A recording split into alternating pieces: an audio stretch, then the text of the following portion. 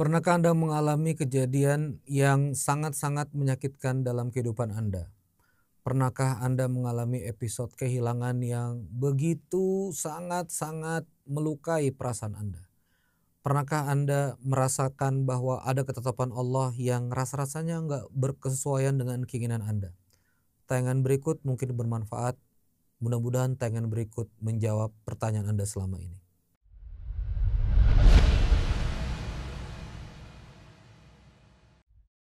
A'udzubillahi minasyaitonirrajim. Bismillahirrahmanirrahim. Assalamualaikum warahmatullahi wabarakatuh. Alhamdulillahirabbil alamin. Allahumma shalli ala sayidina Muhammad wa ala ali sayidina Muhammad. Rabbi shrah li sadri wa yassir li amri wa hlul 'uqdatam min lisani yafqahu qawli. Rabbi anzilni munzalan mubarakan wa anta khairul munzilin. Shadaqallahul adzim. Kawan-kawan sekalian, alhamdulillah kita masuk dalam episode 47 ya. Alhamdulillah Allah memberikan panjang usia kita sampai sejauh ini membersamai Quranic Insight for Entrepreneur. Semoga kawan-kawan yang menyaksikan disayang Allah, diberkahi Allah, dimudahkan Allah jalan-jalan kehidupannya. Sahabat-sahabat sekalian, terkadang kita mengalami sesuatu hal ketetapan yang ditetapkan oleh Allah, yang hal tersebut rasa-rasanya nggak berkesesuaian dengan keinginan kita. Lebih jauh dan lebih dalam daripada itu, terkadang kita mengalami ketetapan-ketetapan yang kita anggap sangat-sangat menyakitkan, sangat-sangat tidak masuk akal, dan kita terkadang mengalami sebuah kejadian-kejadian yang menurut kita, kok bisa ini terjadi pada kehidupanku, dan subhanallahnya kadang-kadang kita merasa bahwa rasa-rasanya nggak sanggup untuk melewati hal tersebut. Topik kali ini adalah kunyah sandwich kehidupanmu. Apa maksudnya kawan-kawan sekalian? Oke, begini.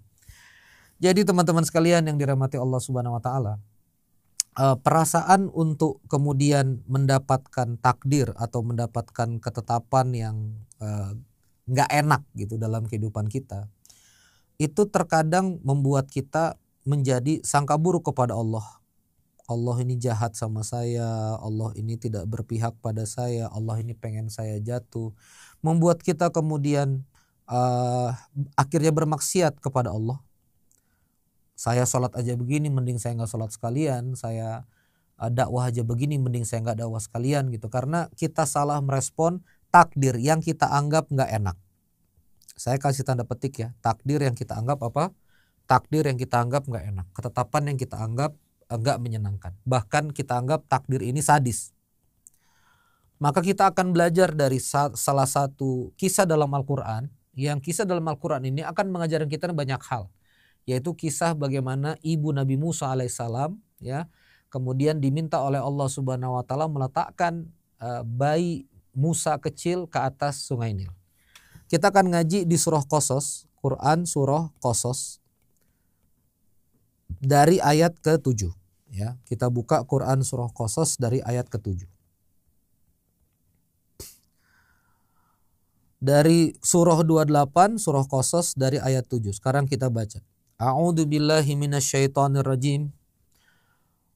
Wa auhayna ila ummi Musa an ardi'ih. Ya. Kami wahyukan kepada ibu Musa ya. Susuilah dia, fa idza khifti alaihi fa'alqihi fil yam. Ya. Apabila kamu khawatir terhadapnya, maka hanyutkan ke sungai Nil. Ya, hanyutkan ke sungai Nil. Fa'alqi fil yam. Dan ini kalimatnya fa'auhayna. Ya. Wala takhafi wala tahzani. Ya, jangan kamu takut, jangan kamu bersedih hati. Inna radduhu ilaiki wa ja'iluhu minal mursalin. Sesungguhnya nanti akan dikembalikan kepadamu dan dia akan menjadi seorang rasul. Sekarang lihat perintahnya teman-teman sekalian. Perintah Allah ya kepada ibu Musa, Ummi Musa, ibunya Musa, itu adalah meletakkan di atas sungai. Letakkan di atas sungai. Letakkan di atas sungai. Sadis nggak meletakkan bayi di atas sungai? Sadis. Terpisah dengan anak yang paling disayang karena baru dilahirkan, baru dilahirkan. Itu sadis banget. Dan wa auhayna ini perintah dari Allah yang maha, dari segala maha berkuasa. Ya sama kan, kayak kita dapat ketetapan, rasa-rasanya itu kemudian sadis. Nah, Ayat berikutnya ini bercerita, faltaqatahu alu fir'auna liyakuna lahum aduwan wa hazana inna fir'auna wa hamana wa junudahu makanu khati'in. Maka ia dipungut oleh keluarga Fir'aun yang kelak dia akan menjadi musuh dan kesedihan bagi mereka. Aduwan wa hazana. Ya. Inna fir'auna wa hamana wa junudahu makanu khati'in. Ya, Fir'aun dan Haman itu beserta bala tentaranya orang-orang yang salah. Ini perhatikan ayat yang ke-9. Wa qalat imra'atu fir'auna qurratu 'ainin li walak. Ya, dan istri Fir'aun berkata, dia adalah penyejuk mata hati bagiku dan bagimu. La taqtuluhu asa ayyan fa'ana au nattakhiduhu walada wa hum la yash'urun. Janganlah kamu membunuhnya, mudah-mudahan dia bermanfaat kepada kita ambil jadi anak, sedang mereka tidak menyadari. Nah, jadi teman-teman sekalian, akhirnya diambil oleh Sri Fir'aun, saya singkat saja. Nah, di situ wa asbaha fuadu ummi Musa faridha, ya. Jadi Umi Musa saja yang itu sudah diwahyukan Allah langsung untuk meletakkan Nabi Musa ke atas sungai, itu mengalami yang namanya farigha. Ini farigha ini kosong, ya. Bisa dilihat di situ farigha, ya. Wa asbahu fuada afidah fuada. Ini perasaan Umi Musa kosong farigha. Ya sedih juga, ya sama kayak teman-teman dapat ketetapan yang begitu, kadang-kadang kita ya wajar, sedih, ya lalu kemudian Anda merasa kosong, hampa, Anda ngerasa ngeblank, itu wajar aja. Tapi yang gak wajar kalau berlama-lama, gak wajar kalau tiba-tiba Anda langsung hilang iman kepada Allah, itu yang gak wajar. In kadat latubdi bihi laula arrabatna ala qalbiha litakuna minal mu'minin. Sungguh hampir saja dia menyatakan rahasia tentang Musa. Hampir aja dibocorin, tuh Musa yang ke sana. Seandainya tidak kami teguhkan hatinya, maka dia termasuk orang-orang yang beriman. Agar ia termasuk orang yang beriman. Maka di sini dikatakan oleh ibu Musa berkata pada perempuan, ikutilah saudaranya Musa, ikutilah Musa, kelihatan olehnya. Sampai kemudian dan kami mencegah Musa untuk menyusu kepada perempuan yang menyusuinya sebelum itu. Maka berkatalah dia saudara Musa, aku akan tunjukkan keluarga yang bisa memeliharanya untukmu dan dapat berlaku baik padanya. Siapa itu? Yaitu ibu Musa. Akhirnya ibu Musa kembali lagi untuk menyusui Nabi Musa alaihissalam. Dan situasinya Masya Allah teman-teman sekalian ya. Situasinya kalau kita lihat tadi di ayat yang ke-7 ini, situasinya dalam ketakutan. Situasinya dalam ketakutan. Fa idza khifti alaih. Ya, dan kalau kamu misalnya takut atasnya, kenapa takut?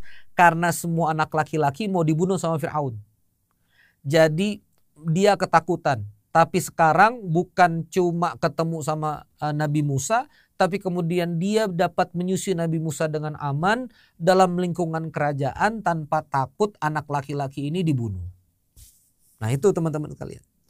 Maka kawan-kawan sekalian, kenapa judul saya adalah kunyah semua sandwich ya, karena sandwich itu teman-teman sekalian dia berlapis-lapis. Sandwich itu kan lapis-lapis, ada dagingnya, ada mayones gitu ya, maka kunyah semuanya. Anda jangan kunyah sebagian ya. Ini nggak built in ya, tapi saya lagi nyari tadi itu, nyuruh tim tolong beliin sandwich, ternyata yang paling dekat dengan studio ini adalah Teguk. Ini benar-benar ya, nggak direncanakan. Saya awalnya mau beli sandwich merek lain. Teguk ini punyanya kawan saya Pak Najib Wahab, baru TBK juga. Ini ada di Amerika Serikat juga, di New York juga ada nih, baru listing di bursa ya. Ini UMKM yang berhasil merajai di negeri ini. Mudah-mudahan panjang umur, barokah, bertumbuh. Pak Najib Wahab nih izinnya.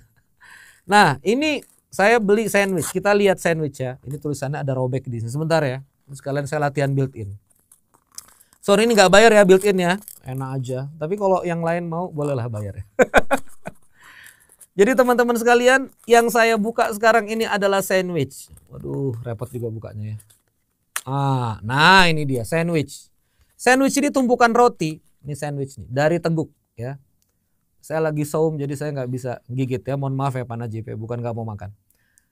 Di dalam sandwich ini ada mayones. Izin ya saya buka ya. Ada mayones. Nih lihat. Ada mayones. Nih saya buka ya, ada mayones. Ada mayones, ada daging, ada keju. Kalau Anda kunyah satu-satu ya. Kalau Anda kunyah satu-satu makanan ini, kalau kita kunyah satu-satu sandwich ini, maka nggak akan ada rasanya teman-teman sekalian. Kalau kita kunyah satu-satu sandwich ini, ya, kita hanya kunyah kejunya saja, ya rasa keju, dagingnya nggak kerasa. Kita hanya kunyah mayonesnya saja, ya asam aja, nggak ketemu rasa kejunya. Kita hanya kunyah rotinya saja, ya kita hanya ketemu hambarnya saja. Gimana makan sandwich yang benar? Kita harus kunyah bersamaan. Itulah Quran. Ya. Quran ingin mengajarkan kepada kita, jangan kamu cuma lihat bayinya larut di sungai, bayinya larut di sungai. Ya kan itu larut kan? Nabi Musa ditaruh dalam kotak, fa'alqi fil yam. Ya, lihat ini. Ini kan sadis banget loh. Kayaknya sadis banget. Coba lihatin. Ya kan? Fa'alqi fil yam.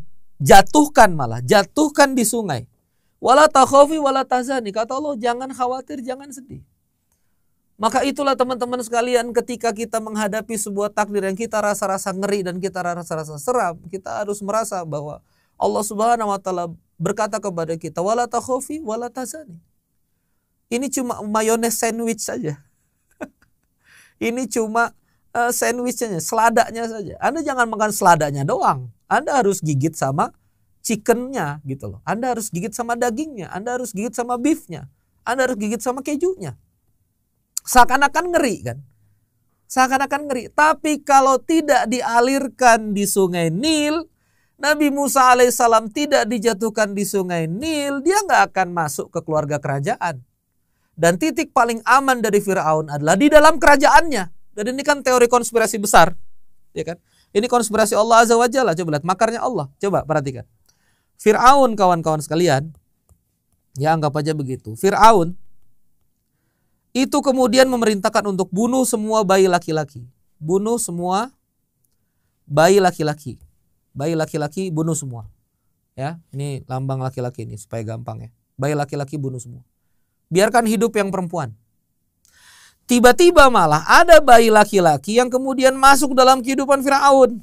Namanya Musa alaihissalam. Bayi yang kemudian ditargetkan dibunuh itu akhirnya sekarang ada di dalam kerajaan Fir'aun. Mendapatkan pengasuhan kerajaan, mendapatkan nutrisi kerajaan, mendapatkan pendidikan kerajaan dalam Quran 40 tahunan. Bahkan ya, dalam riwayat 40 tahunan Nabi Musa alaihissalam kemudian berada di lingkungan kerajaan. Halo. Akan indah teman-teman sekalian. Bukan cuma diletakkan saja di sungai, tapi kemudian akan kembali menjadi nabi. Maka dari itu, materi pada kesempatan kali ini ringan saja sebetulnya materinya. Tolong teman-teman sekalian, jangan Anda kunyah episode kehidupan Anda satu persatu. Jangan Anda kemudian makan episode kehidupan Anda satu persatu. Bagi yang kemudian sekarang lagi sedih, Anda ingat Umi Musa, Anda ingat ibunya Musa, bahwa meletakkan kehilangan Nabi Musa itu sebentar saja, nanti juga balik lagi. Kata Allah, wala takhafi wala tahzani, jangan kamu sedih, jangan kamu khawatir, jangan kamu kemudian sedih. Ya. Allah mengatakan inna radduhu, sesungguhnya kami akan kembalikan dia. Ya. Hu itu kembali kepada Nabi Musa alaihissalam. Inna radduhu ilaika, sesungguhnya akan kami kembalikan dia kepadamu. Yang lepas itu akan kembali kepadamu, yang hilang itu akan kembali kepadamu. Ya, apapun itu ya, mau nama baik, ya mau nanti disebut apa, disebut misalnya predikat lah, disebut misalnya apa yang hilang ya, harta, benda, jabatan. Selama hati kita baik, inna radduhu ilaik, nanti dia akan kembali kepadamu, wa ja'ilu minal mursalin, dan akan kembali kepadamu sebagai seorang nabi. Maka kawan-kawan sekalian, dikunyah sandwichnya, jangan cuma kunyah rotinya saja. Nah ya, ini saya placement Teguk nih sekalian. Nah, ini Teguk ya, Cemilin. Nah, Cemilin by Teguk. Ini di Cipadung nih outletnya, terdekat dari studio. Jadi jangan kita makan jangan kita makan rotinya saja. Jangan kita makan kemudian dalemannya saja, dagingnya saja. Jangan kita makan mayonesnya saja. Kita harus kunyah sandwich itu biar terasa, dikunyah semua. Maka begitu dikunyah, ada rotinya, ada mayonesnya, ada dagingnya. Begitu kita kunyah semua, begitu kita lihat skenarionya lengkap. ya. Nabi Musa dilarutkan di dalam kotak di Sungai Nil, akhirnya kemudian dirawat, akhirnya aman. Begitu kita lihat gambar lengkapnya, jadi indah. Kisah Nabi Yusuf alaihissalam dijatuhkan di sumur.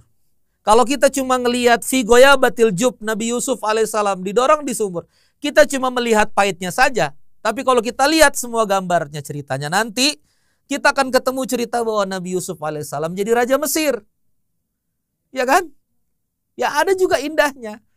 Tapi itu juga jadi indah karena ada sumurnya ini. Karena ada di bawah sumurnya ini, kan gitu. Manis itu kan ada kalau dia ketemu pahit, kan gitu.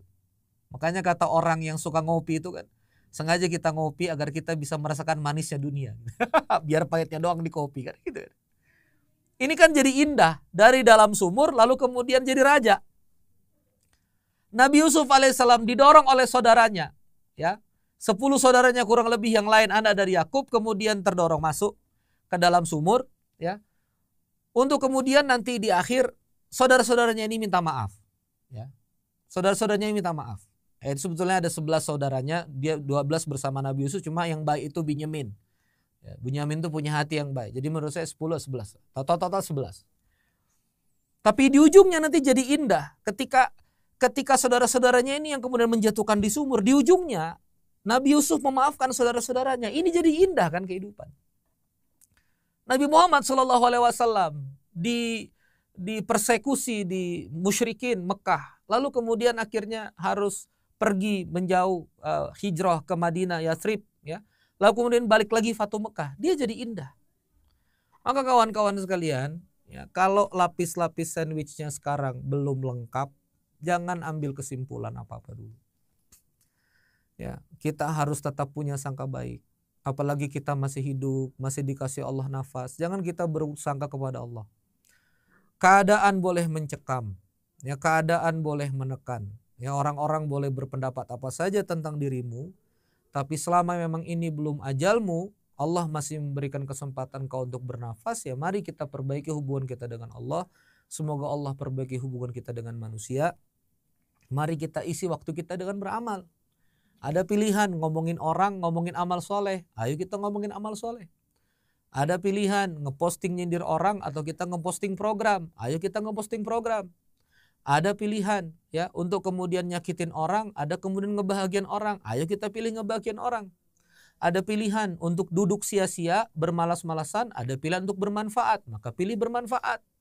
Pilih berbuat. Pilih beramal. Ya. Kenapa? Karena sandwich kita belum selesai. Maka sekali lagi, kunyahlah sandwichnya dengan lengkap. Terima kasih ya, terima kasih juga. Ini Cemilin Teguk nih, izin saya display produknya ya.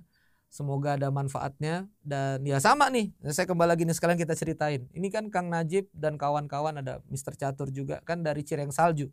Bikin Cireng Salju sama-sama, terus naik up and down, turun ya. Lalu kemudian di perjalanan Allah ya, sekarang Mr. Catur, Pak Catur, ada bisnis pipa komposit, ada bisnis energi sumber daya mineral, ada oil and gas ya. Kang Najib juga sekarang terus-menerus berkarir di publik gitu ya. Kalau tidak salah komisaris Pertamina setahu saya. Dan hari ini juga punya Teguk yang bisa buka cabang di New York gitu, dari Cireng, menghadapi berbagai macam permasalahan, cobaan-cobaan bisnis tentunya nggak datar-datar aja, tapi kemudian Allah hantarkan ke berbagai episode yang indah-indah. Maka kita bisa ngelihat senior kita, sahabat-sahabat kita yang berbuat ya, punya kemudian jalan yang juga ketika kita lengkap indah. Ya. Saya rasa demikian. Sekali lagi kunyahlah sandwichmu dengan lengkap. Terima kasih. Wassalamualaikum warahmatullahi wabarakatuh.